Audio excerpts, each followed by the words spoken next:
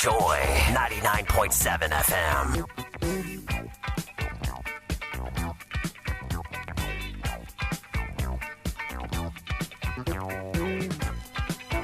Yes, indeed, that's the Super Dial. We're here on the Joy Sports Link on Joy 99.7 FM. Big thanks to Samson Ladi Ayenini and the rest of the team. Executive producer Sami Odame bringing us news files. And of course, Elton John Brobe. Well, he does nothing close to singing, considering what his name suggests. Bringing us the midday news here on Joy 99.7 FM. Quite a lot to discuss this afternoon, as I've told you.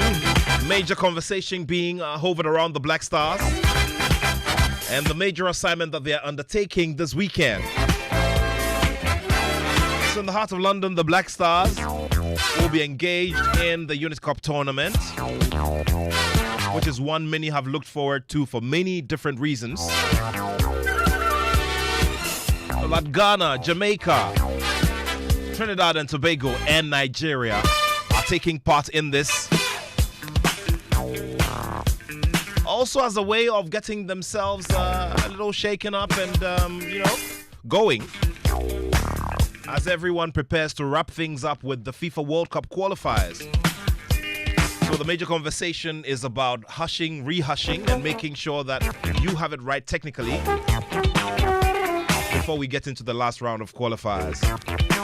And as I've mentioned already, Ghana really needs the 3 points in the remaining games to ensure that qualification is safe, sound, and delivered.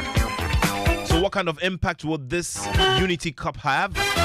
We'll be taking perspectives from Trinidad and Tobago. We'll also be taking perspectives from Nigeria. Do remember that anytime the rivalry comes up, it's a completely different conversation. This time, it's not about jollof. It's about good football and who is superior at it. We'll get into all of that right here on the Joy Sports Link on Joy 99.7 FM. You all do know the drill, don't you? It's 055 1111997, 055 1111997. And of course, anytime we bring you this kind of beat and this kind of vibe, it just tells you that something is coming up. This time, it's coming up somewhere in Europe.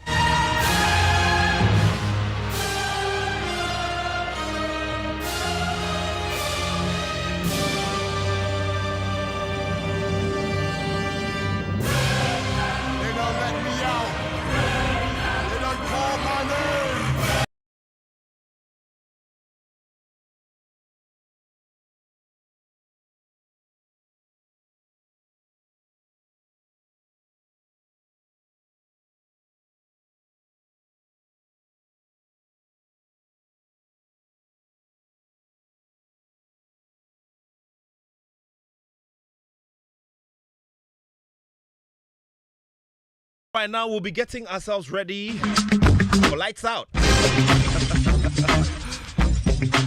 And you know, time flies so fast, they say. Time flies so fast. All too soon, we've gotten to we've gotten to 1/3 of the season already. We're in Monaco already.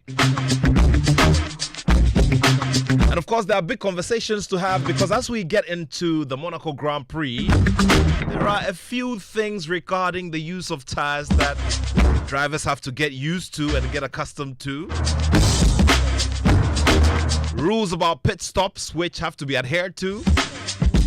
Otherwise, count yourself out of finishing on the podium.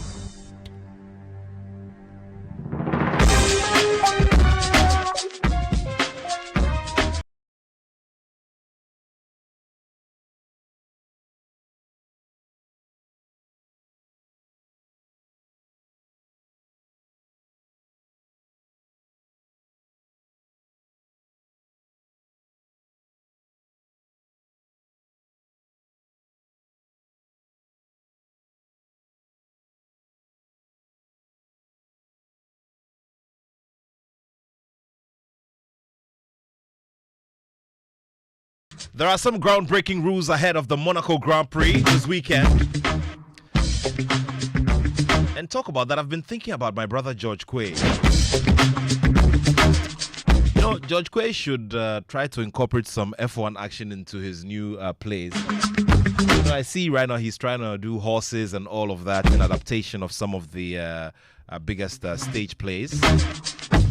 George Quay, good afternoon to you, and thank you very much for always doing the listening here on the Joy Sports Link. So back to the Monaco subject. It's a race week, and some rules definitely will apply. And, so all drivers are required to make at least 2 pit stops, okay? 2 pit stops during this very, very important race.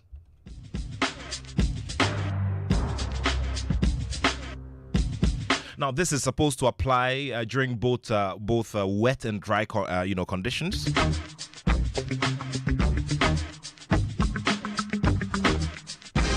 Now, if the race is suspended and not resumed, drivers who don't use 2 dry tire types or 3 sets in total will get a 30-second penalty. 30 seconds.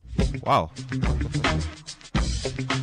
Now, the aim of this rule strategy is to bring strategy into play, more than help to make the race more and more exciting. So every car must use at least 3 sets of tires in the 78 lap race, the grueling 78 lap race.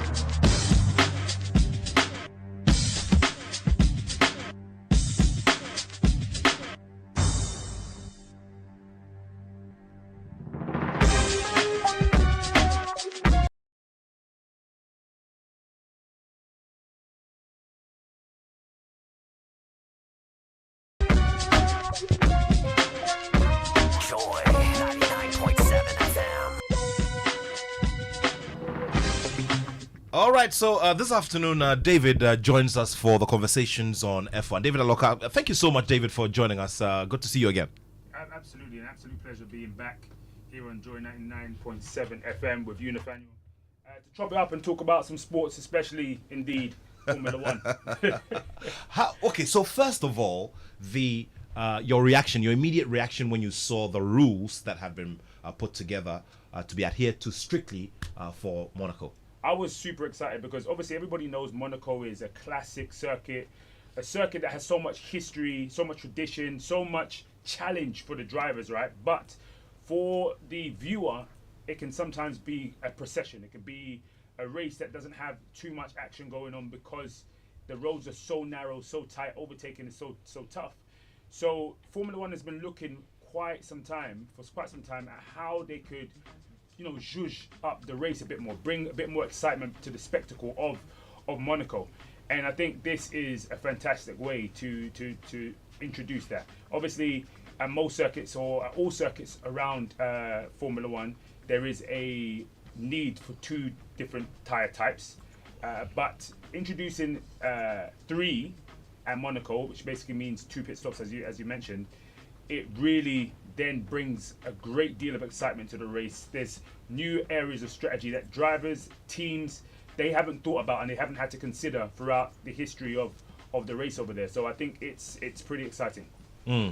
Well, if you just joined us, we're here on the Joy Sports Link on Joy 99.7 FM on the stroke of midday midday. We're quickly taking a look at what we should be expecting going into the Monaco Grand Prix, which is coming in with some new rules which drivers have to adhere to very, very strictly. Of course, 78 grueling laps. It sure is going to be very, very exciting. And the fans here in Ghana are super excited as we look forward to this. And like I said, or like I mentioned earlier, there is a lot in terms of expectation because we've already hit a third of the races that we're supposed to have for the whole season. We're on race number 8, and we're a third of the journey already. Dave, tell me, with this, you're expecting excitement, but for you, it's been mentioned that the whole essence of the rules is just to expect that drivers are more strategic, they plan more, and they navigate their way even better with strategy. Could this go in favor of any of the drivers, in your view? Well, makes exceptional strategic decisions, ones that are very quick with pit stops. But I think this is a free hit for a lot of teams. Everybody knows that when it comes to Monaco, typically the most important thing is track position when it comes to Monaco, right? because track position is so important when it comes to Monaco, the qualifying usually has the most important factor beyond the race in itself. But I think this throws a whole new dimension into the race, and I think for us fans, us spectators of the sport, I think we're going to be excited about what we could possibly see tomorrow. Amazing stuff there. We're still here having the conversation on Formula One. Let us know what your thoughts are. It's 055-11-11997, 055-11-11997. And you do know that when you're talking about Monaco, you have so much more to feast your eyes on if you're not experiencing it yourself. David, the yachts, the supercars that are not necessarily on the F1 track and all of that. A whole total experience for fans. It is indeed. I've had the pleasure of being at a couple of Monaco Grand Prix. It is insane. There is no race like it on the calendar. There is no place that brings out the stars more. People across multiple different disciplines, be it sports, be it film, be it entertainment. Everybody wants to descend upon Monaco because it's such a regal, royal, and how would I put it? It's a unique place. And what a unique place to then go racing. What a unique and incredible place to take a Formula One car that, goes over 200 kilometers an hour, takes turns at an insane speed. It's absolutely fascinating, especially because the way the circuit works, a lot of people don't know, they close and open the circuit every night. So it's not like the circuit is there and it stays there during the whole Formula One weekend. After today's qualifying, the circuit will close and they'll open up the roads again, and all cars will be driving along the road. So if you're there on a normal day, you can literally just be walking around the track. It's phenomenal. It's beautiful. Amazing. And like we always say, Africa has a very big lesson to learn from all of these established, platforms and grounds when it comes to Formula One, because like we're still saying, we're still looking forward to seeing who will land it. Kwabena has already told me what his view is. You haven't told me yours yet about which country you think is best placed to get this or to pick this, if you were to take that decision. I think the country that is best placed at the moment is South Africa. They have the infrastructure, they have the circuits, they already have some championship racing going on over there. But I think the push, especially from higher ups in Formula One and even from Lewis Hamilton himself, is more towards Rwanda. He'd like Rwanda to take it. Rwanda has a good sovereign wealth fund, and they are welcome at putting a lot of money into sports. So I think it could possibly go in Rwanda's direction, if not South Africa. I'm hedging my bets. I'm sitting on the fence between these two. Rwanda or South Africa, we'll live to see. All right, so let's get into the plan for the weekend, the viewing party, and also, most importantly, what your projections are for podium. Yeah, no, it's going to be an absolutely exceptional weekend. It's all going down here in Accra at the Labadi Beach Hotel. Doors open from 11 o'clock. It's 20% off all food and drink. So, of course, I'll be there bright and early. Obviously, after church, of course. And then lights out is at 1. Yeah. All right? It's all going down tomorrow. There'll be a huge host of us over there. But there's also some fun stuff going down today. There's stuff happening at BMW doing an event called the what is it called? It's called the Auto Games and Fitness Day. Okay. That's going down today at 3 p.m. As well at the AIS AstroTurf Park. So a lot of people from the F1 Ghana group are going to be down there. So if you're going to pop over tomorrow for your first time tomorrow to join us at the Labadi Beach Hotel, feel free to head over to this event as well today, because it's going to be a lot of fun and you can meet some good people and chop it up about F1. Yeah. So top 3. Top 3.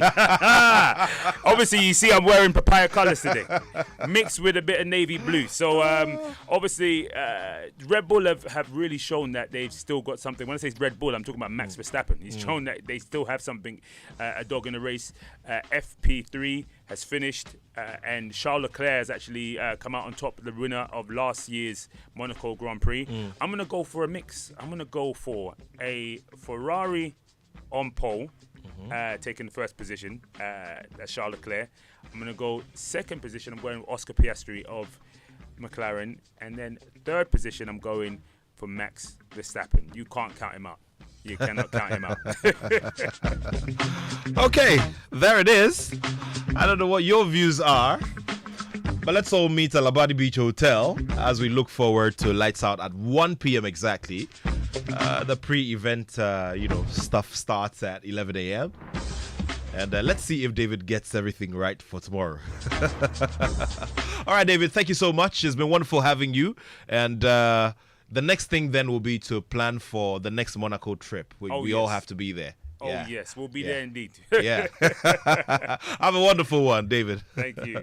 David Anoka is with F1 Ghana, bringing us some analysis on what we should be expecting on this weekend as we look forward to an F1 race with a couple of adjusted rules. Let's see how the drivers are able to make it. We're still here on the Joy Sports Link on Joy 99.7 FM.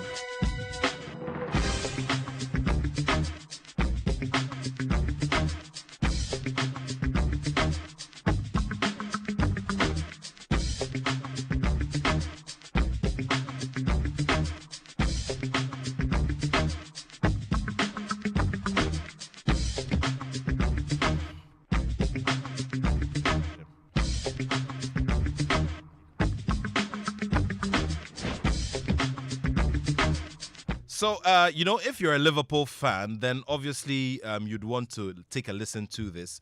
Our friends at Liverpool want to celebrate something amazing, after the conquest of the EPL for this season. So the Liverpool fans are gathering for the Liverpool, they're gathering for the Liverpool Fan Park. And that will be to mark tomorrow's game, obviously to say goodbye to what surely has been a very rewarding season for them. But what is it with all of these losses that have come after, winning ahead of time? What is all that, Anyway, Wendell has joined me for a little conversation as we look forward to that celebration tomorrow. Wendell, welcome to the show. Great to have you. Well, thank you very much. I'm glad to be here. Great stuff. Look, it couldn't have come at a better time. Did a switch in technical direction for the club. We saw a few leave. Club was strengthened, and stage by stage, we saw Liverpool win ahead of time with some games to spare. For any fan around the world, this show must be very, very rewarding and a Cloud9 experience. Yeah, it has long been coming. We have been waiting for number 20 for a very long time, and we have had to go through very torrid times from the Ferguson era, having him tell us he has finally knocked us off his perch and all those things. But number 20 has long been coming and is one that we are really excited about, and we look forward to really celebrating for a very long time. When we take the structure of the club and everything that has happened, from the announcement of Jurgen Klopp leaving, almost every Liverpool fan was like in hot waters, and we thought this was like probably going to take another 7 years to build on a new team, formidable team to be able to challenge for trophies and all those things. But the technical team has shown us over and over again that they know what they are doing behind the scenes, and their decisions are almost always backed by some form of data, which always works. So yeah. Now let's take a quick look at the big moments for you for the season. Obviously, getting out of the UEFA Champions League was very disappointing. But when it comes to the English Premier League, what for you have been the high points for Liverpool? Okay, so getting out of the UEFA Champions League, though disappointing, I still count it as a good build-up for us as a club. Because when we take Arne Slot as a manager, this was fairly new grounds for him this season in the Champions League, and navigating it was a learning experience, which I think would help us going into next season. For the high moments this season in the Premier League, I think when now it has become a silent standing order that for anybody who wants to win the league, you probably have to be able to beat City home and away, or take 6 points from City, take maximum points from the top four as you can. And some of the high moments were us beating City both home and away, taking draws against Arsenal and away, and then also beating Chelsea and the likes of United early on in the season. those were some high moments that we had. Amazing. Let's quickly, also just look ahead. Even though we want to look ahead to tomorrow, but let's quickly look ahead, to some of the things that we expect to happen in the transfer window. One of them almost done and dusted, and that is the move that we've been looking forward to. Florian Wirtz getting that transfer to Liverpool. That sure could add some very big bite in the campaign for next season. Yes, so with regards to transfers, we have a history of winning the Premier League and not going on to do anything. The last time we won it, which people call the COVID trophy, we went ahead to the next season with just a signing of Minamino or so, and it carried on for like 2 seasons where there was no activity. I think it's a lesson that the club has learned going forward, and moving ahead to do a lot of transfer business this early on in the summer. And the type of players we are bringing in, it just goes to show the intent that the club has in terms of maintaining this particular status that we have come to achieve again. Amazing stuff.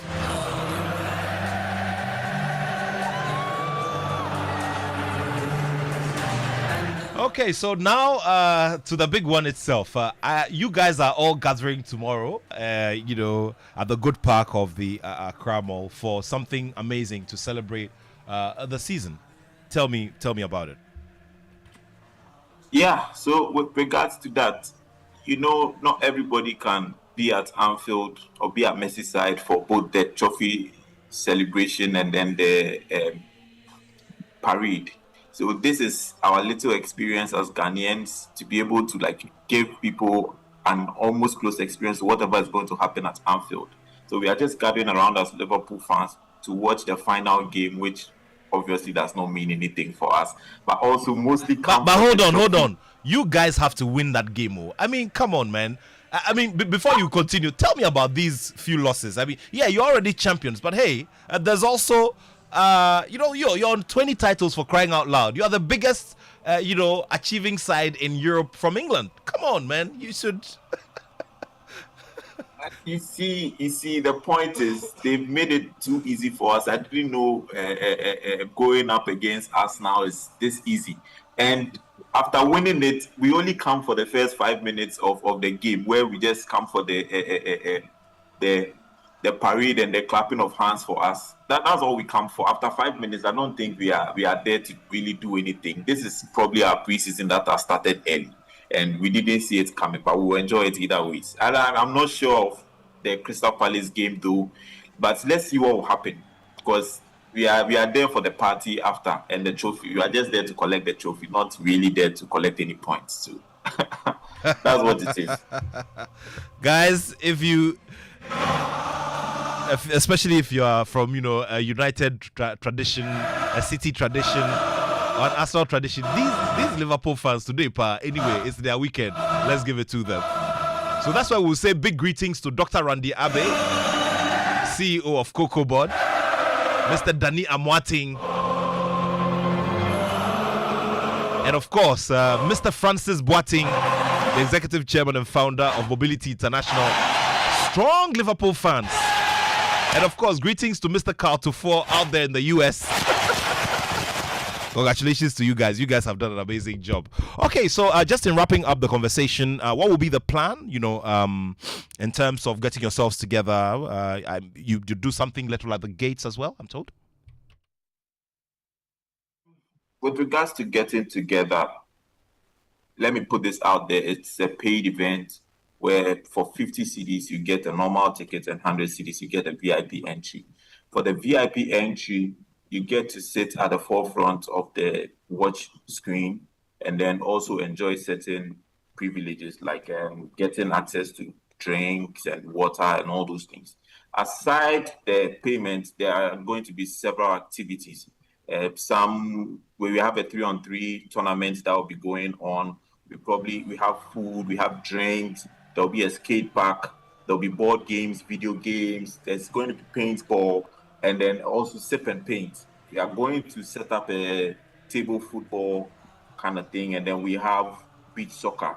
Then there will be particularly very interesting a Jama session for Liverpool fans, where you hear us give the Anfield anthem and other anthems that Liverpool has. Yeah, but you also need to do a live studio recording of the Ghanaian version of You Never Walk Alone, because, you know. Yeah. So, I mean, this is the whole project has to do with bringing Liverpool fans together as one big community. And then with time, as time goes on, we register with the official Liverpool website as an official fan club. So, yeah, with time, all these things will come on as we become official. Very well. Thank you so much, and all the best with it. And we say congratulations to you. All those of us of other traditions, including Blue, we say congratulations to you. We are gentlemen and ladies, so we don't hate on anybody. Yeah. We expect you guys to show up to tomorrow and come and pay homage and bring your gifts, because at the start of the season, we all started at 0, but for some reason we were the better team. So you just have to come, show up and pay your homage too. Yeah.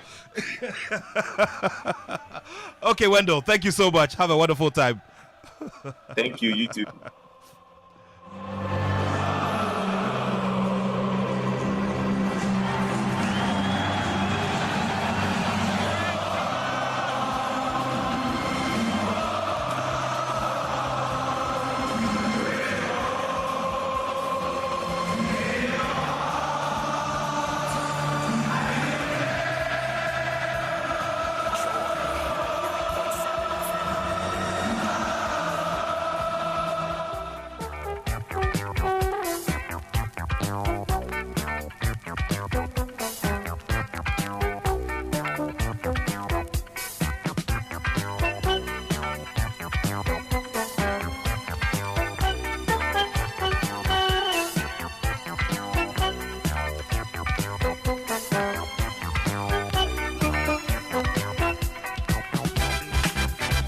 If you joined us on First Take yesterday in the afternoon here on Joy 99.7 FM, we brought you a conversation around grassroots football development.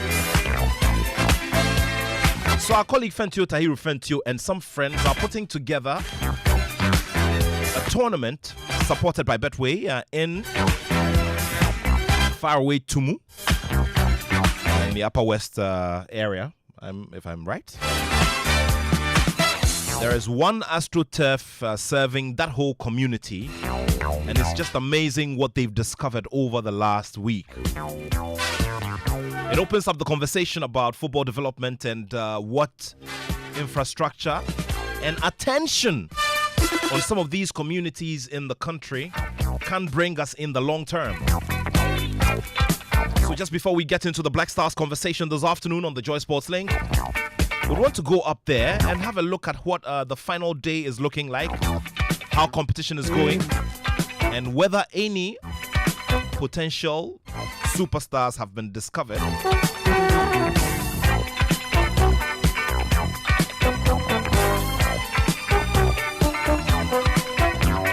So Joy Sports' Daniel Cranting is there together with Adamu Benin Karim, Coach Christopher Nimley, Fento Tahiru Fento, joining us for this conversation here. Well, Daniel, thank you so much for your time. It's good to have you here on the show.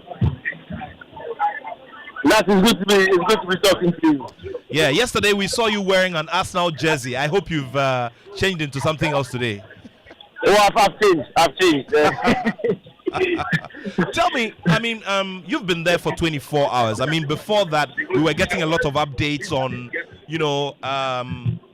on skill, raw talent that we're discovering in that area. Tell me about it and what has gone on so far regarding the teams and how well they're playing towards the final of this competition. Yeah, so today is the final day of the competition. As you said, it's been a week-long thing. Today is the quarter-final, semis, and then the finals. We are kindly having the first semi-final, and interestingly, it is, according to the locals, the two biggest teams in the community, the two best teams in the community. They call it the Sisala Derby and the Sisala El Clasico. It's soccer babies against 24 hours, and it's been supremely interesting football. we always say that we think the talent is situated or concentrated in one particular area, but it's just about traveling and going out and looking for yourself. And to be frank, I've been widely impressed with the sort of talents that I've seen here today. The football, the discipline, the coaching also, because some of these teams have been with their coaches for a really long time, and you can see their imprint. You can see that these guys are not necessarily exposed to the best methods, but they've done very well to educate themselves and are imparting some really good knowledge to these young footballers. So it's been a very interesting watch so far, and especially what we are witnessing right now. The build-up is absolutely packed over here. The MP is here, the MC is here, the entire community is here for the Sisala El Clasico, as they call it. And in the first half, it was 1-1. Tons of chances, brilliant moves, skill on display, and we are just waiting to see how the rest of the competition will pan out. But it's been a super watch. All right. Finally, I want you to tell me about what sustainability of ideas such as these in these communities in the northern part of this country and other areas in this country can do for us in terms of discovery and having a solid base when it comes to developmental football. Yeah, and I think when we speak of this subject, we had this conversation time and time again. It's about time we sort of decentralize some of these things, because it's not always about coming here, scouting the talent and bringing them back to Accra or Kumasi. We can equip these communities, educate those in charge, and give them a strong foundation to stand on, so that when we need talent, it's just about coming here and picking. You don't need to come and spend time looking, scouting, searching through nooks and crannies. We can equip them because the interest is there, the talent is here. And it shouldn't always be about Accra or Kumasi and a central point. We can decentralize it. We can spread the cash around, equip some of these communities to get them to provide the necessary structures to be able to properly groom these talents to the next level. Amazing stuff there. And we wish you well, and we look forward to hearing some amazing results from there, Daniel. Thank you very much, Nat.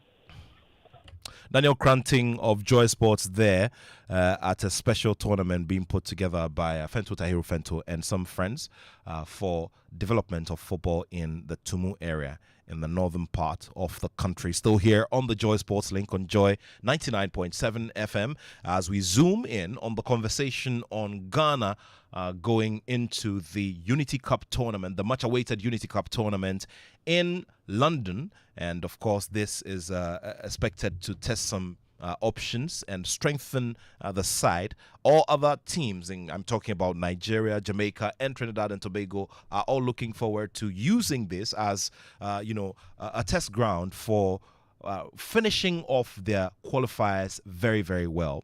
And so this afternoon, I beg your pardon, we're getting into the minds, and we're looking at all of this from the perspective of a few. Now, James Saunders is a seasoned sports anchor with CCN TV6 in Trinidad and Tobago, joining us all the way from Trinidad and Tobago. Also from London is Kwejue J. Jima, a regular analyst here. He's a coach and an analyst, joining us from London as well. He will be there at the tournament, and he's been following with keen interest, especially some of the players who are playing for the Black Stars in the English Premier League, and will bring us perspective from that. James has also been observing and monitoring the national team of Trinidad and Tobago as they also look forward to making sure that they wrap up the qualifiers well and book that ticket. Very, very important. We'll also be going to the heart of Lagos, Nigeria, where my good friend Sam Adeyemi will also be joining us with some perspective on the conversation about the Super Eagles and what kinds of improvements they've seen in all of these players who have been playing and plying their trade in respective leagues around the world, who will have to come back to serve their country, and what this tournament can do for them in terms of impact on form and eventual performance to hopefully book places in the FIFA World Cup. Thank you for staying with us here on the show. Do remember, you can join us with your messages. It's +233 55 11 11 997. Once again, it's +233 55 11 11 997. Let's begin with Kwejo Ejejima in the heart of London. Kwejo, we're wrapping things up tomorrow in the English Premier League. We've had quite interesting stories around the Ghanaian players who feature in there. And for you, on the whole, if you're just told to look at all of this on the whole, how would you assess the performances of the Ghanaian players, especially in the English Premier League? And then after that, we can look at the generality of it. I think one of the most important seasons we've had in a very, very long time with Ghanaian footballers actually rising to the occasion was this particular season. I mean, Thomas Partey became very, very crucial for Arsenal. It was obvious throughout the whole season. He played different positions in that team and it was very impactful as well. His impact generally across the team has been felt not just for Arsenal, but also around the league. And so you have to look at Semenyo as well. His achievements so far for Bournemouth. So many players this season. Kudus has had a bit of a 50-50 season, generally because of what West Ham wasn't able to really push hard this season. The quality wasn't that much there in terms of changing a new manager and bringing in another manager, Graham Potter. So all of it coming together, you would probably say, yes, Ghanaian players in the Premier League had a very wonderful season. But it's a time and it's an exciting time for these young players that are coming through. Because, years ago, we had a whole generation of Ghanaian players that really made massive impact on in the Premier League. But now the time is right again. We've got another young generation, Hudson Odoi, really also doing very, very well this season for Nottingham Forest. So the list goes on, and it's been a very massive season for these players. Amazing stuff there, Kwejo Ejejima, with his opening submissions here on the Joy Sports Link as we throw focus on next week's Unity Cup tournament in London and what impact it can make on all the respective teams that are taking part, especially Ghana. Let's now go to Trinidad and Tobago and speak to James Saunders. James Saunders is a seasoned anchor, sports anchor, and he is joining us to bring us, what it's looking like with their national team as they also prepare for this. James Saunders is with CCN TV6 in Trinidad and Tobago. James, great to have you here. Thank you so much for making the time to be with us. Hey, thank you so much. You guys got me up early this morning, and I'm very excited to join the conversation. We haven't played Ghana yet in any football matches. However, I can tell you that there's a large pool of Ghanaian supporters here in Trinidad and Tobago. 2010 made us. All right, so we'll re-establish contact with James Saunders, making a point about Ghana having a lot in terms of followership from the performance that was posted in the 2010 FIFA World Cup. Very, very important indeed. The reason why we have to underscore the need to get back onto that platform. Okay, James, we lost you partly there. Can you just wrap up on that particular point? Right, I was just saying that I'm a proud representative of that pool of Ghanaian supporters that we have here in the Caribbean, in Trinidad and Tobago in particular. You made us believe in 2010 that an African team can go all the way. So, there's a large following for Ghanaian football here in Trinidad and Tobago. Amazing stuff, amazing stuff. Now, let's also look at the talkability around this Unity Cup tournament. And, the fact that you have two Caribbean teams, Trinidad and Tobago, Jamaica, and then Ghana and Nigeria. What's the talkability around this tournament like? And are people at home eager? Are they enthusiastic about this tournament? If they are, what would be the reason? Especially as we look forward to the next set of matches in the qualifiers for the FIFA World Cup. Yeah, it's pretty much a family reunion here. Of course, Trinidad and Tobago and Jamaica, brothers and sisters, Ghana and Nigeria, we think of them as distant cousins. So it's like everybody coming together for that big, long-awaited family reunion. So the buzz is pretty high here in Trinidad and Tobago. Lots of folks are excited. It's a big month of football ahead for Trinidad and Tobago. We do start June as early as the 6th of June with 2 World Cup qualifying matches. And then straight away from that, we head into the CONCACAF Gold Cup, where, Dwight York and his men will be hoping to wrestle with the likes of the United States of America. So we look forward to this competition against our cousins from Africa. And we are, quite eager to use this as a preparation tool for what we've got ahead. Amazing stuff. So in terms of the job description, it's Trinidad and Tobago playing St. Kitts and Nevis and, playing Costa Rica as well next month, right? Yeah, certainly. So we start off our World Cup qualifying campaign against St. Kitts and Nevis here, a neighboring Caribbean country. And then we head to Central America after that to face off against Costa Rica, who generally have been one of the powerhouses within the region. Not so much in recent time, so it's an opportunity that many here in Trinidad and Tobago feel that they can, perhaps steal some points on the road to qualify for the World Cup, which, as you know, would be in our part of the world next year. Amazing stuff. If you just joined us, we're still here on the Joy Sports Link on Joy 99.7 FM, having this conversation with James Saunders from CCN TV in Trinidad and Tobago, and also Kwejue Jima from the heart of London. We're just going to be reaching Sam Adeyemi from Lagos, Nigeria, so that he brings us his perspective as well from the Super Eagles as we look forward to next Wednesday and how things will kick off in the heart of London. You can bring in your messages as we look ahead, and of course, we're going to be looking at performances of some of the key players of these respective teams and what they could possibly bring to the table in terms of excitement and eventually add to the form of their respective national teams as we look forward to this very big one. We're expecting your messages, plus 233 55 11 11997. All right, so let me just quickly go to Lagos now and see if I have Sam Adeyemi there. Sam, thank you for joining us as well, and trust you're doing well. All right, so we'll be getting through to him in a little bit, but let me come back to you, James. This obviously also goes just beyond the football. There's so much more to it in terms of the sports tourism and all of that. Of course, when the teams come together, it will be another opportunity to play, and to set some more records, add to the head-to-heads and all of that.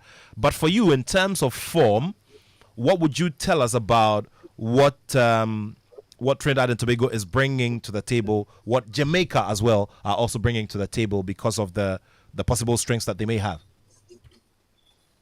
Well, certainly physicality. You've got teams who are quite physical, similar to African nations. It's a different way, a different mentality in terms of how teams are set up tactically in this part of the world as opposed to African countries. So I believe for us, we'll be looking for, the physicality that African teams bring. And African nations tend to typically play on the front foot as well. So preparing for the CONCACAF Gold Cup, where we're going to be in groups, for example, the mighty USA is going to be in our group, and they're typically a team that are quite offensive. I think what Dwight York will be looking for this fixture for is to play against teams that may try to dominate possession. And he has spoken a lot about his team's ability to suffer without the ball, as they say in modern football now. And, so we'll be certainly looking forward to seeing how well this young team that he's put together can do against teams who've got vast experience playing with international players, playing against a Caribbean team who pretty much is in a rebuilding stage of their development curve at the moment. Now, what would you say regarding, the Reggae Boys of Jamaica as well? It's always said that in a way, countries from specific places or regions around the world seem to have similar playing patterns and, playing styles. Yeah, definitely. And, what I think it can do for African teams, of course, both Ghana and Nigeria will be looking forward to perhaps qualify for the World Cup 2026, which is going to be hosted in this part of the world. There are going to be 6 teams qualifying from the CONCACAF region. It's not often that we have the opportunity to play against teams, from this region of the world, so to speak. So I think it will be good preparation. Jamaica quite similar to Trinidad and Tobago. perhaps they're a bit more rigid when it comes to that physicality. Trinidad and Tobago players are typically, it's a team of very technically skilled players. Jamaica, usually a very, very aggressive team, a team that is very dominant physically. And, I just think it would be a good matchup in terms of preparing the African nations, either team which qualifies, for a taste of what it looks like playing football on this side of the world.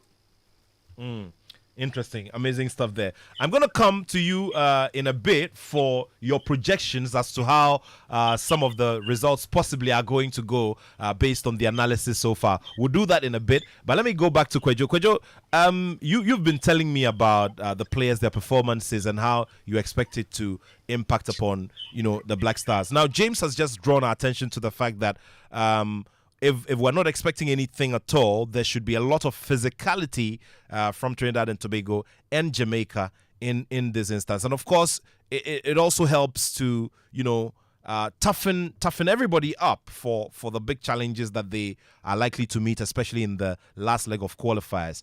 But let's also look outside of England and how well you think some players have performed, especially for the Black Stars players, those who have had call-ups in recent years, and how that could also impact upon what we're doing next week. Well, I think the difference from what the Black Stars, how we play, and what our brothers in Caribbean play is just the fact that most teams in Caribbean play with a fast-flowing football. They always like to play through the channels, similar to a little bit like what the English football is like, So they like to play through the channels a lot, whereas our football is slightly a bit different. We like to keep it and then move the ball into spaces and then begin to, orchestrate things. So I guess the challenge for the Caribbean brothers playing us will be for the fact that how, when it comes to controlling of the game, if they will be able to control the game as much as we can do, because we like to slow the game down and also dictate the pace. Well, the Jamaicans and the Trinidadians, they will always go with the physicality, the strength, and the pace to move the ball as quickly as they can and to be able to get crosses and stuff like that in. And they like to play with proper center forwards. The Caribbeans like a proper number 9. And so when there's no number 9, when the crosses are not coming, just like what English football is similar a bit to what our brothers in South Africans also play, try to play through the channels. So I guess it will be very, very difficult on a very good day when, should the two teams meet Black Stars, when we begin to control the game, we'll be able to dictate the pace of how we play and then also, make things happen on the day. But I think all in all, this tournament goes beyond football. It's not just about the games. It's about 2 and 4 brothers, who through intercontinental breakages, some other 2 on the other side and the other 2 on this side, and it's a reunion for us. For us as Ghanaians, Nigeria is always going to be an old customer. Like we always give it to them back to back. So Nigeria is an old customer. We will be visiting our customers again, and as usual, business as usual. So that will be what's going to happen. But I think it's a frenzy moment. It's a time for love. It's a time for us, all of us, to come together. And football, what more can we ask of football when it reunites these 4 nations in this beautiful city of London? Amazing stuff there. Let me come back to you, James. Now, Dwight York is achieved. He is loved and adored by the people back at home because of his achievements, in what is established as a major league and a big ground in terms of projection of one's football skill. Tell me about his influence on the team and what his presence on the bench goes to do for these young players whom obviously look up to him for a lot of inspiration.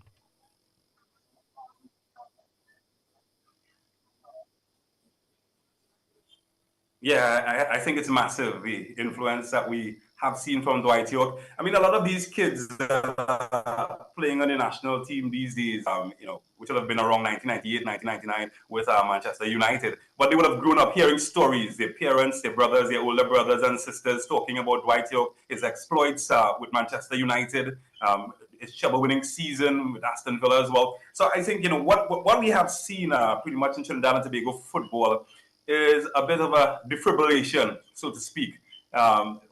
Trinidad and Tobago football was at a point where things just seemed to be flatlining in terms of the production of top quality players that we have seen in the past.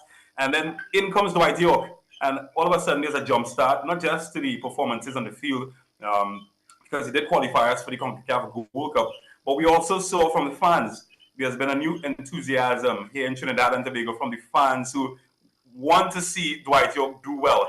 They've seen him do well as a player, and now, taking by the helm of Trinidad and Tobago football, particularly with his assistant coach being Russell Latapy, who himself is a legendary player locally here. And in fact, a fun fact about Russell Latapy is the fact that he was once nominated for FIFA World Player of the Year, and it was 2 African nations that nominated him for that achievement. So what we have seen is a resurgence in the mood and the attitude of the fans here in Trinidad and Tobago, and I think that has spilled over onto the field. This is going to be a real test for Dwight. I think it's a test that he's keen for. It's a test because he's using a lot of locally based players. He's up for the challenge, Dwight York, and I think as a result of that, and from what has been reflected from him onto the fans, I think we're up for the challenge as well. Talk about that. I mean, which players would you say are gradually growing out, considering that this is a team in transition? Tell me about the key, star figures for Trinidad and Tobago who everybody probably may have to look out for. I mean, this is something that's normal, especially for a tournament like this, where while there is an expected end or there's an expected result, all people are also looking forward to celebrating, the big names and the big faces and all of that. Who would you identify to the rest of the world that everybody should probably start looking out for them, as we go through this competition and beyond? Yeah, well, typically, at the moment, I think our biggest player would be Levi Garcia, formerly played for AK Athens. Recently, just about 3 months ago, made the move across to Spartak Moscow. He's certainly one to look out for. And we've also got a youngster by the name of Tyrese Spicer. And I don't know how much you follow MLS or American football in the US. He was the MLS draft pick, number 1 draft pick, just last year. And we also have the MLS number 2 draft pick, which is Wayne Fredericks, the second within the team. Unfortunately, for some of the football fans in Africa, you may not get to see some of these players because the coach has chosen to go with a younger base team. But we do have a sprinkling of veterans, as the likes of Kevin Molino, which I think would be one of the standout players. He's also the captain of the team. He's a player at the MLS level, at least, has done really well. Was a top scorer for Orlando City a number of years ago. Also played with the likes of Ricardo Kaká, the Brazilian international, who's rated him really highly. And then we have Jovan Jones. He's at the twilight of his career, but it's a career that has really flown high of the Trinidad and Tobago flag abroad as well. He's a multiple MLS Cup winner as well. So I think in terms of experience, they would be the players to look out for.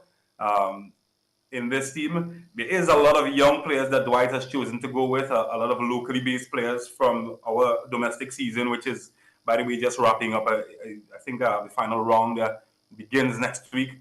So we're going to see a couple of players from the domestic champions defense force here in Trinidad and Tobago, but it's going to be some of the older veterans, the Kevin Molinos and the Jovan Jones, as the faces that I think that can still give a show and show some quality across at the Unity Cup. If you place that same, microscope on Jamaica, from where you sit, and which players would you also want to look out for? Because at the end of the day, while there's team effort, fans always look out for the big moments of brilliance from individual players who probably may be extra gifted or better talented than the rest of their teammates. Yeah, and I think it's a similar story for Jamaica as well, in terms of they haven't chosen to go with some of their big names. Of course, You think of Jamaica, you think of the likes of Leon Bailey, Mikel Antonio. They stand out. However, their coach Steve McLaren, who by the way was a ex coach of Dwight York at Manchester United, he's chosen to go with a locally based squad. A large number of the squad come from the Cavaliers team, who just last night would have won the Jamaican Cup Championship, second 2 times in a row. So I think the likes of Richard King in defense, he's been a young star that has been shining for Jamaica in recent times. He's certainly going to be one to look out for in terms of quality. They have chosen as well to shine the spotlight on a couple of players who play at the lower division of the English Premiership as well, who they've chosen to give an opportunity. But I think one of the stars of that team has to be Richard King. He was a star for Cavaliers last year in the CONCACAF Champions League as well. And then, also we've seen him this year again helping Cavaliers win the title. Amazing stuff there. Amazing stuff there. Remember, you can join us with your thoughts as well as we look forward to this very big one. Preparations being made here on the Ghanaian scene. We do know that some players have left for London to join their other teammates as they start preparing for this big one. Of course, for all those based in the English Premier League, it will just be a matter of just staying at home or at their respective bases where the whole team will gather for this very big tournament. You have been hearing from James Saunders. He's a journalist based in Trinidad and Tobago. And now let me go back to London now. Kwejo, you've had a good feel, or you've had a good picture of what the 2 Caribbean sides are bringing to this tournament. Now let's quickly take a look at the Black Stars. In times past, or in the past month, we have had to have conversations about what is looking like this new look Black Stars team, which now is gradually finding its rhythm, and now led by Jordan Ayew. For you, putting all of the performances of these players, and especially all these additions from other places, including the Ghana Premier League, where a goalkeeper, the number 1 goalkeeper, was picked up from Accra Hearts of Oak. Tell me what that adds to it, and the kind of statement it makes about the Black Stars team we're going to present. Well, I think it's very important in this era for the Black Stars to be able to play in this tournament.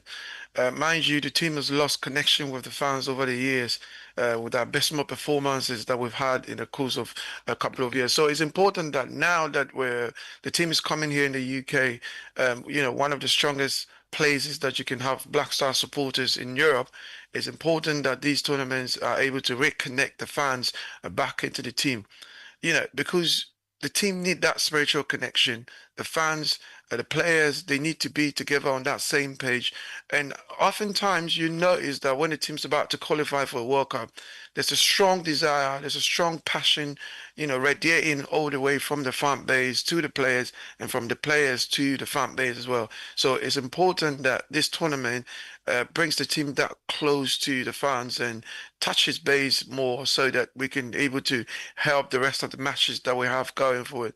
But beyond that as well, it's also a fair assessment for some of these young players that are in Ghana to be able to experience and feel how football is like outside Ghana, and on a special level in the UK, because the preparation, the pitches, these type of organizations is what we're going to have in the States in next year, 2026, come summertime, when we go for the World Cup, should the Black Stars qualify. So it's important that exposure to some of these players is very important. But the experienced players that are already exposed to this level of football, it is time to connect with the fans. It's time to be able to bring everybody on board, in a special way when we play against Nigeria, which is a good test on any given day. There's no friendly match, whether it's a friendly match or not, whether it's a Unity Cup or not, it's always competitive because of the bragging rights of Ghana and Nigeria. Also, there's a special connection between Ghanaians and the Trinidadians, and also the Jamaicans, because all of us are brothers. And so it brings that part into the Black Stars. And so there's more to play for other than just the friendliness, and also just looking at the fun side of the game. So Coach Otoado would have to also be able to assess certain players and test their level in terms of these type of games where you have the fan base backing you, where you have all the love also behind you. So it's important that young players are being exposed and not necessarily going with the everyday players that we know, but also giving certain players opportunities to be able to see what they can offer on the most important days. Because the matches we have ahead of us is very, very crucial, and we have to win those games. And if we have to win those games, it's not entirely going to depend on the first 11, but you need a complete squad to be able to, get that far. So it will be important to give some certain young players some opportunities, some chance, and also build connection with the fan base. And that's what the team needs at this moment. Let's talk about, the fans and the fact that, obviously we have quite a good number of Ghanaians, in the UK who would always be excited at an opportunity like this. Tell me about the talkability around the Black Stars, amongst the fans, the Ghanaians in the UK, people who have interest in Ghana's team, who are there in various parts of the UK. So for us here in the UK, it's important that we beat Nigeria. Wherever we play Nigeria, we have to beat Nigeria. So that adds a special kind of feeling to the game. And so a lot of the fans, when you hear them and you talk to them, they want to come to the stadium. They want to come watch the game because it's Ghana, Nigeria. And also in doing that as well, the last few games the Black Stars has played and we've won those games. So it's brought back that feeling and that enthusiasm that we can do it into the World Cup and we can actually qualify. So we're in a good times now, and it's end of the season. The players and the fans are able to interact as well, and that's what the fans want. They watch a lot of these players from the stadium, and most times as well they watch them from their TVs. But in a time where you're able to bring all these Ghanaian players together in one particular pitch, and singing the national anthem of Ghana is a great feeling. You know how much the UK means a lot to Ghana football. And outside Ghana, I'll probably say is the most strongest area that you can have a lot of Ghanaian fan base that feels almost like Ghana. Yes, you have Ghanaian fans all over in Germany, in Holland and other places, but in the UK, it almost feels like another Ghana when Black Stars plays here. The last time we did that was in 2006, and the feeling was wonderful. It was special, and so it's good that we're back again into the same areas to be able to play. And the Brentford Stadium, a very beautiful, newly built stadium, not many years ago, so that will give that feeling as well. And we expect to have a lot of fan base turning up on that particular day. Keep your messages coming. Would be glad to share with everyone else. Remember, it's 055 1111 997. 055 1111 997. There's also some good news. Away just a minute from the football. There's also some good news coming from the African Boxing Championship, where the Black Bombers are recording some very good results, and so we'll be taking some updates on what's been happening there. At least a gold medal to report from there. Ghana winning her first gold medal from Matthias Ashite, beating his opponent in Mbuelo to win his Ghana's first gold medal at the ongoing African Youth Amateur Boxing Championship in Conakry, Guinea. So we'll be talking about that as well later on. But right now the focus is on Ghana's Black Stars and getting them in that winsome place, or getting them in that winsome form, so that they can perform massively later on in the year when they are brought. Now, I asked James a question about performers, big performers, and what he's expecting from some individual big performers for this tournament. I'm going to pose that same question to you as well, where I want you to tell me about who you see as the big performers, especially from the performances posted this season in the various leagues, and what you feel they can bring to the table, Kwadwo. Well, I think that it will be important to have brothers Trinidad's also in a very good shape as well, because it's a good test. They are in the run for the World Cup as well. and they want to test your strength with the Black Stars, and so as the Black Stars want to test your strength. Uh, uh, Between the two coaches, Dwight York, he's assembled a new young squad, and so he would want to be able to try new tactics, try new things with these young players to be able to see if those things are going to work. And so that will be very important, especially with the local players. You want to be able to try different tactics, different strategies, and see the strength, and then you can build from there. The Trinidad team is a bit of old and young blended together. And so it's important that experience that is blending with these young players, we're able to have that fabric, football that is typical Caribbean football that's being produced on that level. And that's what they will be looking at. And so for us as Black Stars, similar, the coach is still on a learning road. He still needs to try a few things, a few players to be able to achieve those kind of results as well. It's not entirely about who wins the cup. It's just the fact that you're able to text the optimum of your team. And that is very important, when you play against opponents that that a lot is required of you, and you have to bring your best to the game. And so that's important. So this is what it brings. So Trinidad, always an eternal rival with Jamaica, and of course Ghana, an eternal rival with our brothers in Nigeria. Nigerians, as we know, always like to play a bit more physical, and they like to play a bit fast on the ball when they have the ball. And whereas Ghana as well will have to probably a bit laid back, try to control games. So it will be very interesting. Mind you, our players, our brothers in Nigeria now, who've got a lot of exciting players, who are playing in Europe now currently, in terms of the talent wise, it will be very, very exciting to see a Ghana, Nigeria, and a Trinidad, Jamaica as well. But it's not all about who wins the tournament. Yes, it's important that whoever wins has the bragging right, but it's more so for the technical side. It will be important to test the level of the players. Very well. Let's now go over to the heart of Lagos and have Sam Adeyemi also join us. And he's been, he's also been doing a lot of monitoring of their national team as they look forward to this very, very big one. Sam, finally we have you here. Good to have you back on the Joy Sports Link.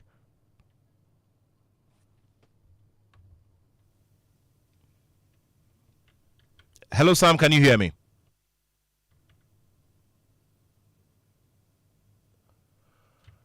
All right, so I would continue to see if we can get. Okay, so I'm just trying to see if I can sort out his audio so that we can get his perspective. Sam, can you hear me? All right, would do some more to get through to him and get him to add his perspective to the conversation. So yes. Kwajo, you were talking about the these key stars, these big names, these major names for us. Football fans will always tell you that there was a certain time where you could look at any team, not necessarily Ghana, not necessarily but your favorite team, and you could pick out who the standout player is in defense, or the standout defensive set, the star midfielder, and all of that. Do you see the Black Stars gearing gradually towards that? Because James Saunders was just telling us about the Trinidad and Tobago experience, where gradually you're seeing some key names and faces becoming points of addiction for the fans. Are we able to say that for this current Black Stars team? I think we're very, very close. Prior to last year, we could only talk about Kudus as the main man. But this season, Semenyo has leveled up, and we can talk about Semenyo. We can also talk about Hudson Odoi should he join the team. There are a few players that are coming through that are very exciting now, and I think that we're very, very close. But we need that level of big tournament to be able to test their litmus strength. So it's almost there, but you need that big moments, because big moments are for big players. And so if they can step up to those moments and those occasions, that's when we could actually say that, okay, we have these players available and ready to root the flag of Ghana. But at the moment, I think we're very, very close. we need to just keep the same vein and same energy, keep going and keep winning games to be able to build the confidence. The confidence of the team was very, very down, hence why even the top players couldn't, put up their best performances. So now we just need to keep going that same, and then I think that soon we're going to have those key players showing up at the moment. But at the moment, we're very, very close. Very well. Let's come to James.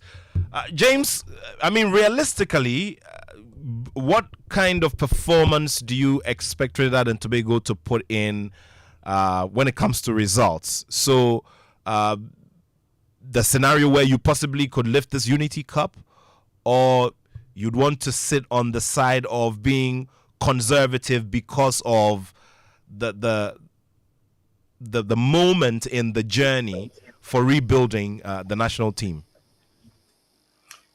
Well, the fan in me wants to say, hey, we're going to lift that Unity Cup.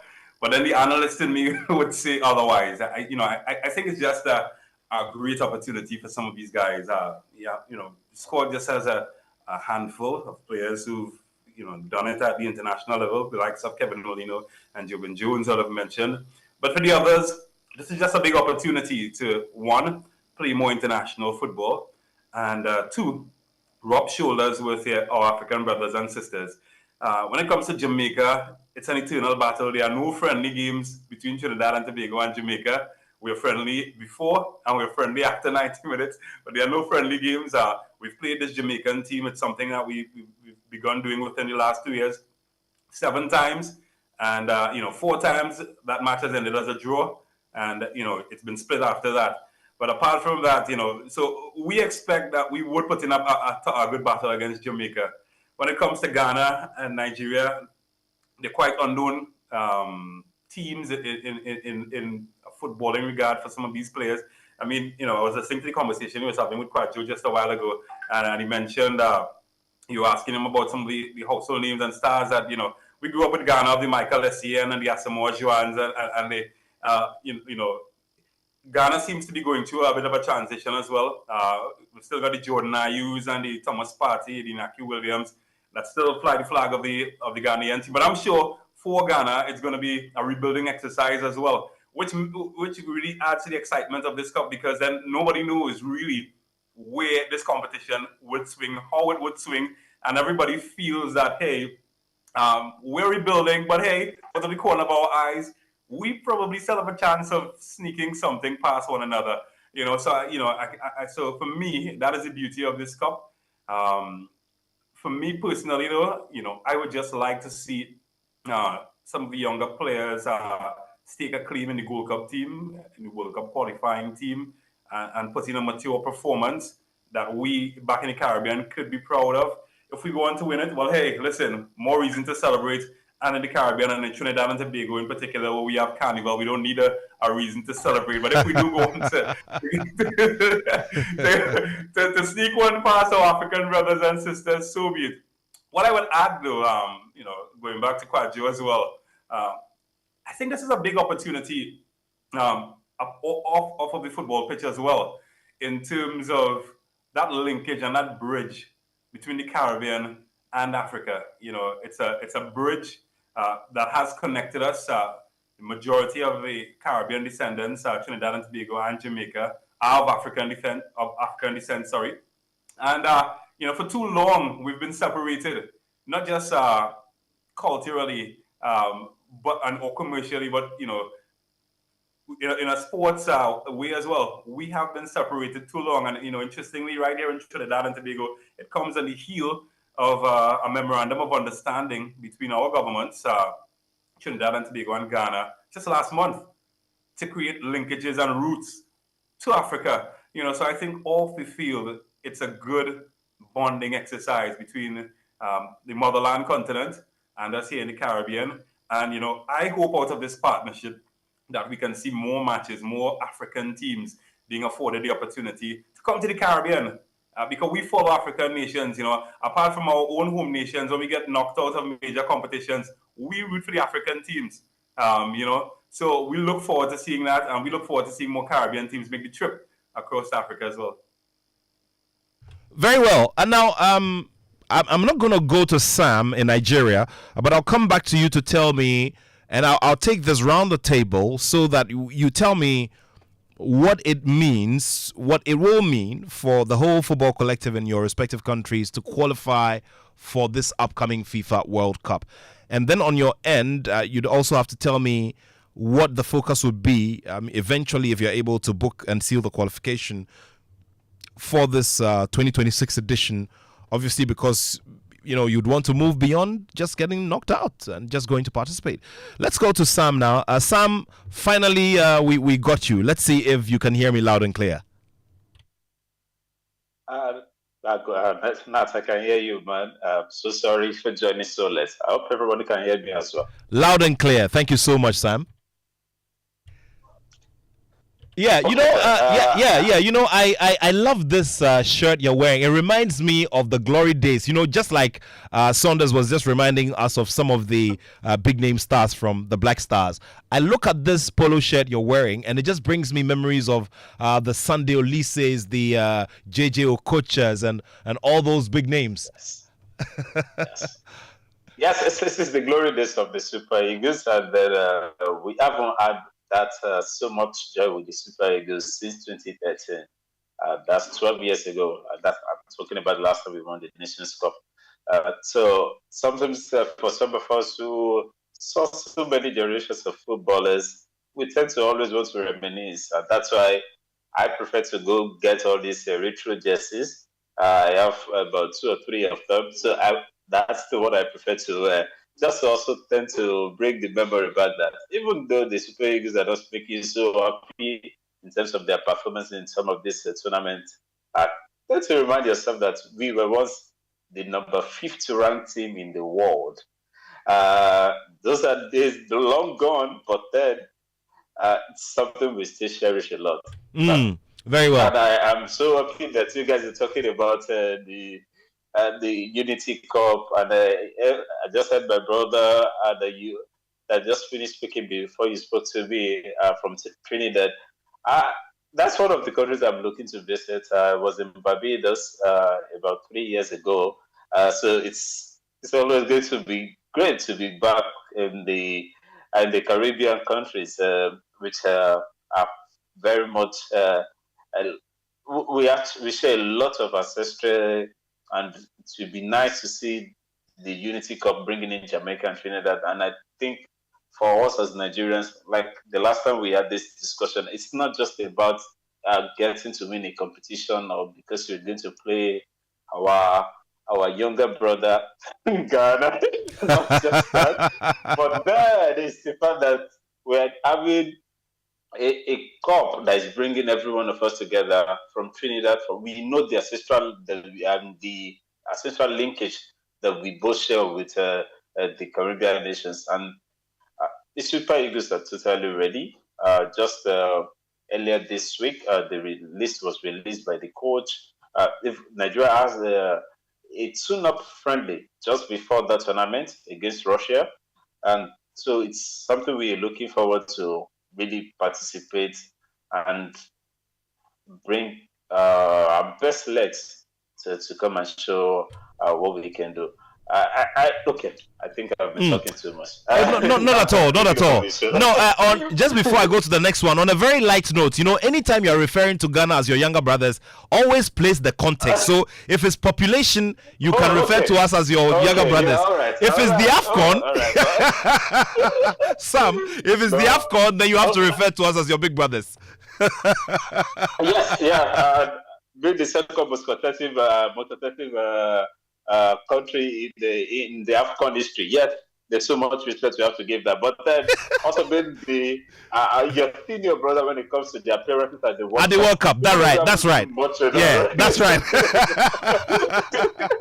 But then I give the floor to you. Your senior brother when it comes to the Mundial. I mean the African Mundial. You've done so well that we're looking forward to do way much more. And that's what I do promise, that since you are not going to be there in Morocco, we will represent you very well. I will make sure that Nigeria gets to do super to get closer to you in the number of the gold medals and number of trophies won at the African Mundial. Very well, very well. Sam, look around, and this is a question I've thrown around already. Look around, the football markets and where Nigerian talents are very heavily positioned, and tell me how the season has gone generally. I mean, immediately, if anybody should look at Super Eagles, they would start looking at the Osimhen's, the Moses Simons and the rest of them. But for you, from where you sit, tell me about the general, look and feel in terms of the performance so far this season, in this particular season, and how it can impact upon, play and eventually the final set of qualifiers. I have final set of qualifiers in Nigeria, definitely. And this is it, me as a Nigerian, and I've said this on many fora. I don't want to deceive any Nigeria.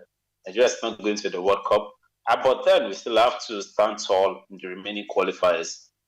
There's no miracle to do to that. But for Nigerian players, this season has been very good for them. I was seeing a list recently of the top 10 African players with the most goal and assist contribution, and I found 4 Nigerians on that list. Victor Osimhen with Galatasaray, he's got about 41 goal contribution. We've got Cyril Dessers with Rangers. We've got Tolu Arokodare with Genk in Belgium, and then the current African Footballer of the Year, Ademola Lookman, as well with Atalanta. So we're talking about top 10 African players with goals and assist contribution this season. Got 4 Nigerians there, which give us a lot of joy. And those are the ones that are right there in the. But then in other club sides, we've got some who are also doing well. With Alex Iwobi and Calvin Bassey at Fulham in England. We've got right up front Moses Simon, who is one of the captains for Nantes. Nantes might not be qualifying for any top games, but then they're there.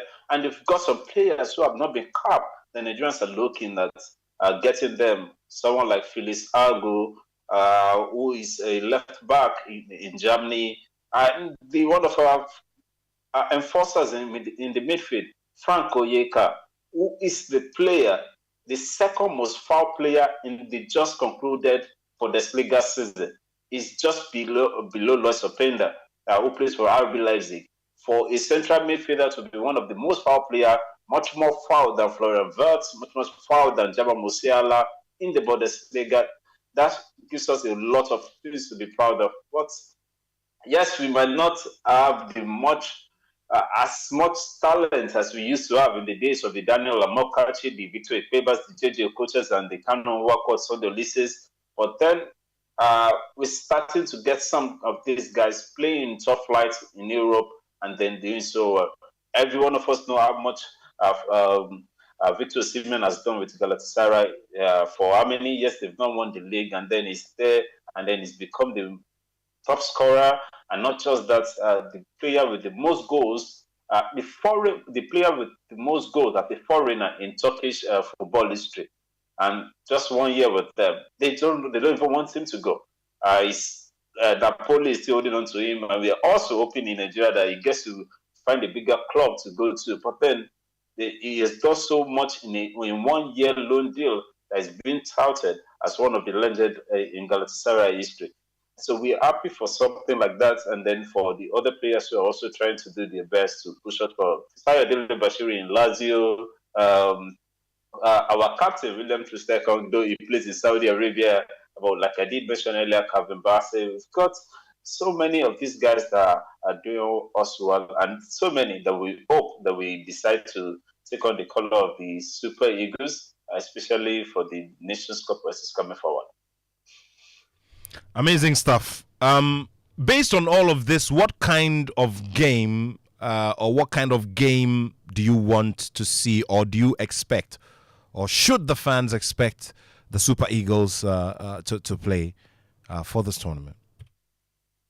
That's going to be a very expressive one, a very, very expressive. These guys are everybody, because the beauty of football, as far as I'm concerned, is not just about you stopping the goals from coming in. It's about you scoring. And Nigeria is not short of firepowers up front. I just mentioned some of the players who have had all of these players I mentioned, all of them, the minimum that have a goal contribution is Ademola Lookman, who had a very ravaged injury season. If not, his numbers should have been more than that. He had 25 goals contribution. Cyril Dessers has not played for the Super Eagles in about 2 years or 3, and is coming back, having had a great season with Rangers in Scotland. Victor Seaman, we know him. And then Tolu Arokudare, another giant forward line. So with a lot of supporting cast in Moses Simon, Samuel Chukwueze.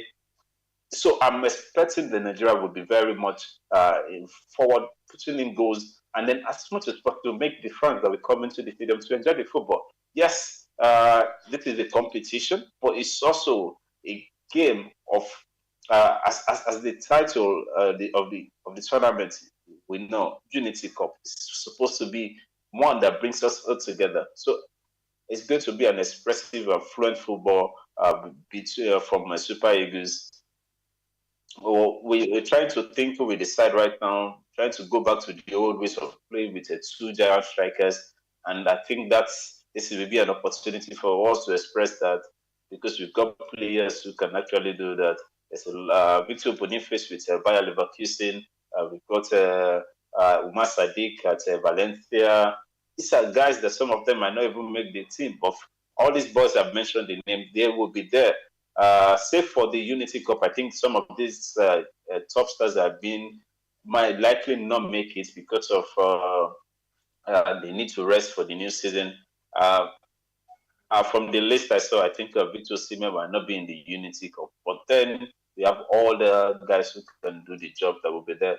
So it's going to be an expressive football from the Super Eagles, going back to the old formation of the 4-4-2, or maybe the two strikers, or you get to have a 3-5-2 with the wing backs, but then the Super Eagles will be playing with two strikers. That's the thing we're seeing with the new coach that he wants to try and bring in.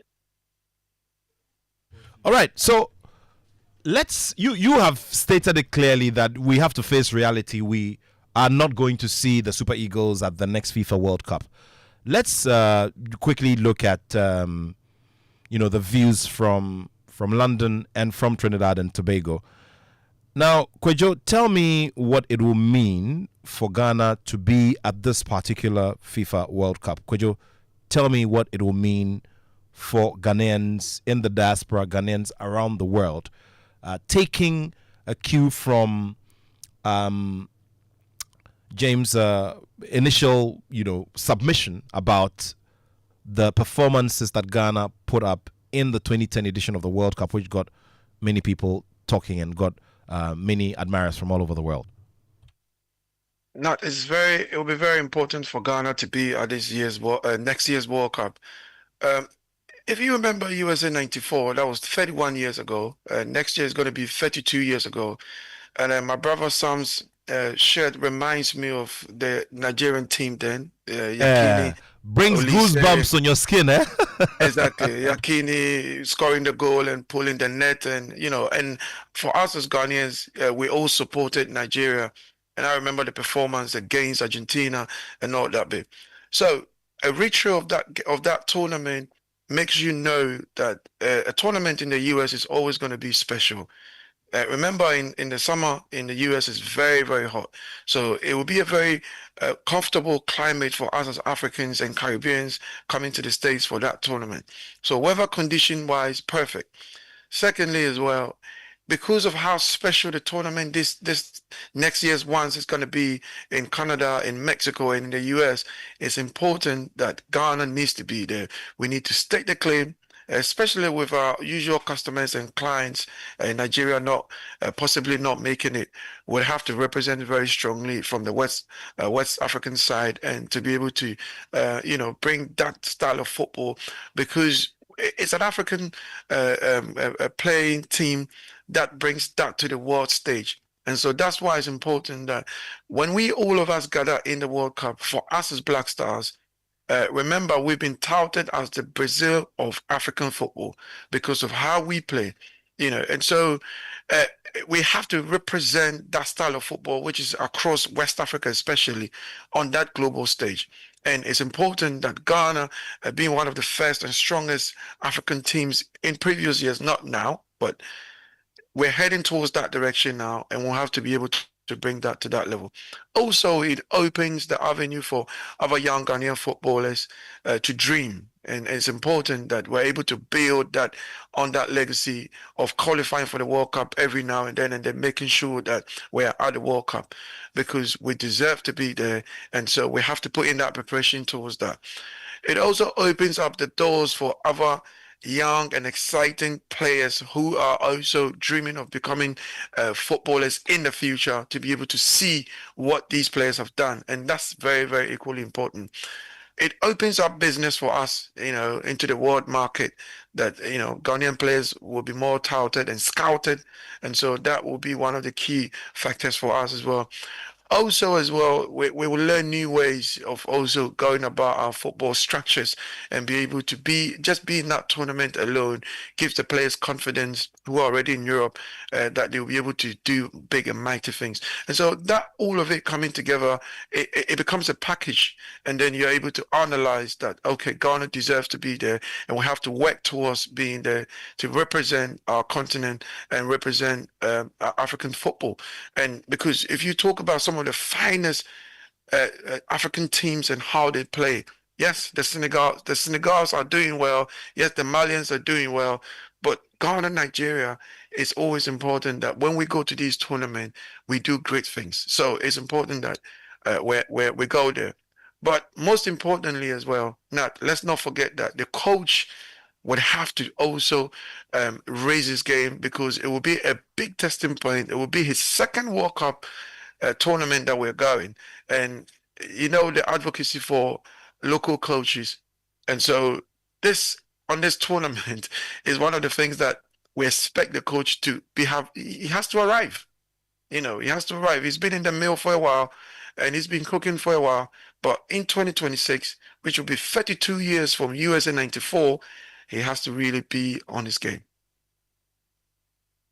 All right, so so important. Very well, very well. Let's go to James Saunders for his final remarks about about the whole look and feel of this, and what it will also mean for TNT, Trinidad and Tobago, to also be on this very big platform of playing at the FIFA World Cup. If they're able to seal off qualification, what then would be the focus as well? Because obviously we all need to move on. Every time we need to post some improved performances. Yeah, I think it's a Candyland opportunity. It's going to be a treat if Trinidad and Tobago can move on to qualify. It will almost be as if, you're looking at your friends, or you're looking to the window, looking at your friends having a kickabout in your yard, and you're unable to participate. And that in the USA, Mexico, and Canada. There's a large diaspora of Trinidad and Tobago fans that live within the US and Canada. And, many believe that perhaps this is one of the best chances that we have of qualifying for this World Cup. Unfortunately, though, one of the realists like myself would say that, while it will be one of the best chances that we have, because our place in the World Cup qualifying is going to be one of the expanded World Cups, or the weakest team, so to speak, that we've had in quite a number of years. It's a transitional team. I think if you asked any Trinidad and Tobago fans 6 months ago whether you think that we were going to qualify for the World Cup, they would laugh. They would think you were a Trevor Noah giving a comedy special or something like that. But with Dwight York coming in, I think his influence has been massive on this team. It has certainly revived confidence. We've got a crop of young players that are quite promising, more so than we've seen within the last decade or so. And, we look at the road, we take the road, the yellow brick road, one step at a time here in Trinidad and Tobago. We take it game by game. We're still in with a shot. With the big dogs already qualified, both the US and Mexico. That should leave the door open for it to be more competitive. But, I would say it's going to be a challenging journey, and one that we, the fans, are approaching quite cautiously. we would love to be there. It is that close. Last time that we had a World Cup so close within our hemisphere was going all the way back to 1994. I don't think that we would like to have that opportunity slip by again. And, we're going guns and trying to give it our best shot.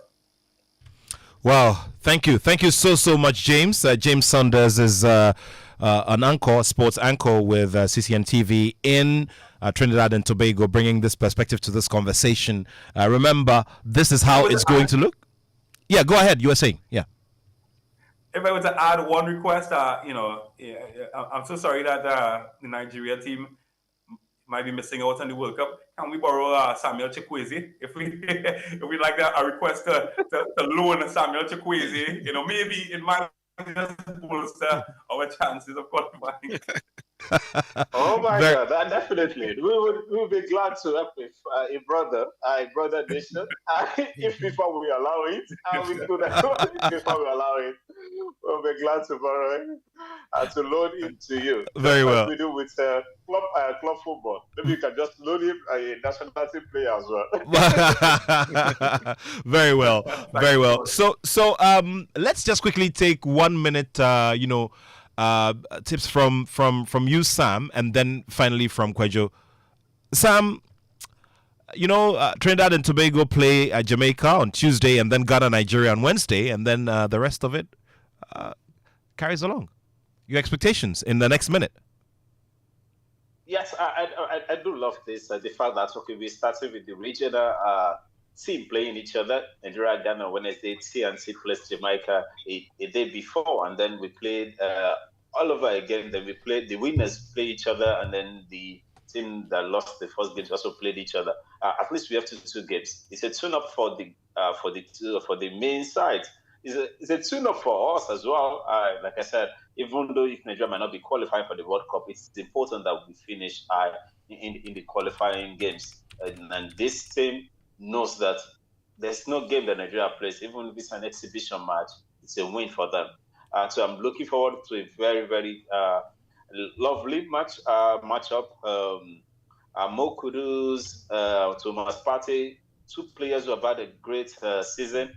Very well. Alongside one of my favorite player from Ghana right now, Antoine Semenyo. I want to see how much they can test the defense line of the Super Eagles, because at the last Nations Cup, it was one of the most fearful parts for us as Nigerians that our defense was not so good. But then it now ended up being the solid base of how we get to the finals of the Nations Cup. That's why all our firepowers, we didn't score many goals, but then we were so resolute and defending. And I want to say what more could do is not once a man you can try and do to try and stretch that defense. And as you will imagine, I'm hoping that Nigeria progresses. Nigeria wins their first game so that we can get to play the finals of the Unity Cup. All right. It would be nice. Very well. It's been 21 years. I think the last time Unity Cup was there was 2000. And this has been 21 years. It would be nice for Nigeria to go ahead there again and win the Unity Cup. Very well. Very well. Very, very well.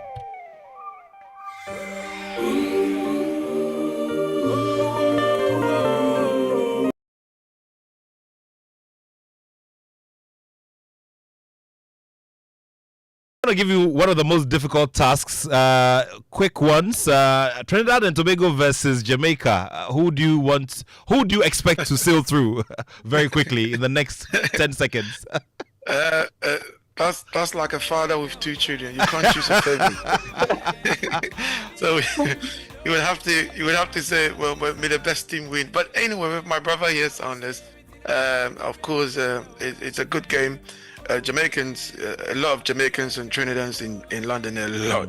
So for sure, it's going to be a good one. But not all in all, there's going to be good music, good food. There's going to be a lot of fans tripping in. Sure. And so it will be a festival, so to speak. Thank you so much, Kwejo Jima in the UK, Sam Adeyemi in Lagos, Nigeria, and James Saunders in Trinidad and Tobago. This is how we wrap up the story here on the Joy Sports Link on Joy 99.7 FM. Guys, thank you so much. Thanks to the whole production team here.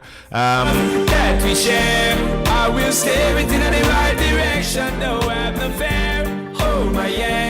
And of course, coming up from now will be Showbiz A to Z with Kwame Dazi and the rest of the team as they discuss a very, very important subject.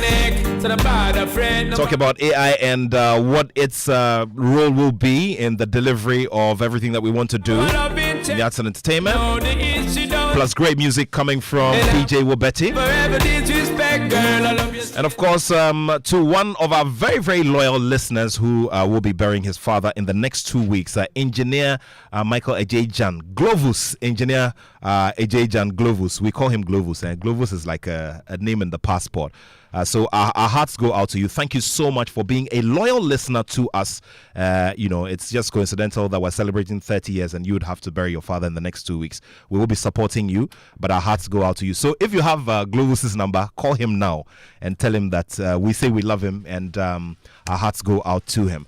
So guys, that's it for the show this afternoon. More coming up with my man Kwame Dazi and the rest of the team. You stay well. Always keep it here on your superstation Joy 99.7 FM. My name is Nathaniel Attoh and I have love for sport.